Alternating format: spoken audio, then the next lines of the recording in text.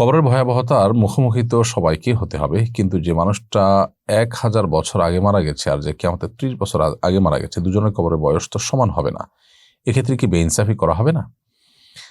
দেখুন, কবরের আযাব সম্পর্কে এই প্রশ্নটি বারবার আমরা শুনতে পাই। এই প্রশ্নটি যারা করেন তারা মনে করেন যে আল্লাহ সুবহানাহু ওয়া তাআলা ইনসাফকার, তাহলে সেক্ষেত্রে একই অপরাধ করে একজন 2-4-5 হাজার বছর আগে মারা গেছেন, 5,000 বছর ধরে কবরে শাস্তি হচ্ছে, আরেকজন মাত্র কিয়ামতের 20 বছর 30 বছর আগে বা 1 বছর আগে মারা গেলেন, তাহলে দুজনে তো সমান শাস্তি ভোগ করলেন না।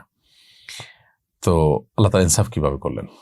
এর উত্তর হলো, আল্লাহ সুবহানাহু ওয়া তাআলা একই অপরাধ সমান মাত্রায় যদি দুজন মানুষ করার পর তাদের উভয়কে যে শাস্তি দেওয়ার ফয়সালা আল্লাহ সুবহানাহু ওয়া তাআলা করবেন, সেটা 1000 বছর ধরে করে যে পরিমাণ শাস্তি দেওয়া যাবে, আবার একদিনের মধ্যেও সেই পরিমাণ শাস্তি দেওয়া যাবে।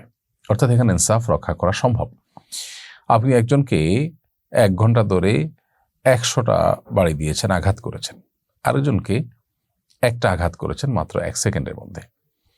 আপনি যদি চান যে খুব সূক্ষ্মভাবে আমি এই 100 আঘাত 1 ঘন্টা ধরে করে যে পরিমাণ শাস্তি দিব, যে পরিমাণ কষ্ট দিব একজনকে, অপরজনকে 1 সেকেন্ডে একটি আঘাত করে ঠিক সেই মাপের সেই ওজনের শাস্তি দিব। আপনি আজকালকার আধুনিক যে বিভিন্ন যন্ত্রপাতি আছে, বিভিন্ন মেশিনারিজ আছে, বিভিন্ন টেকনোলজি আছে, সেগুলো দিয়ে একদম মেপে যদি এটা বের করেন, সম্ভব কি সম্ভব না? অবশ্যই সম্ভব। তাহলে আল্লাহ রাব্বুল আলামিন একজনকে হাজার হাজার বছর শাস্তি দিয়ে যে পরিমাণ শাস্তি দিবেন, আরেকজনকে 20 বছর 30 বছর শাস্তি দিয়ে সেম পরিমাণ শাস্তি দিতে পারেন। 10টা আঘাত একজনকে করলেন একটা বেত দিয়ে, আরেকজনকে একটা আঘাত করলেন, সে একটা আঘাতে 10টা সমান হতে পারে। বিধায় আল্লাহ সুবহানাহু ওয়া তাআলা ইনসাফ করবেন। কিভাবে ইনসাফ করবেন সেটা আসলে আমাদের মাথা ব্যথার বিষয় নয়। সো এই ধরনের প্রশ্ন আসে হলো তখন যখন আমরা আমাদের সীমিত যে বুদ্ধি বা সীমিত আমাদের যে সীমাবদ্ধ যে শক্তি সামর্থ্য, সেটার আলোকে আল্লাহ সুবহানাহু ওয়া তাআলাকে যখন বিবেচনা করি, তখন আমাদের মনে এই ধরনের প্রশ্ন মূলত জাগ্রত হয়।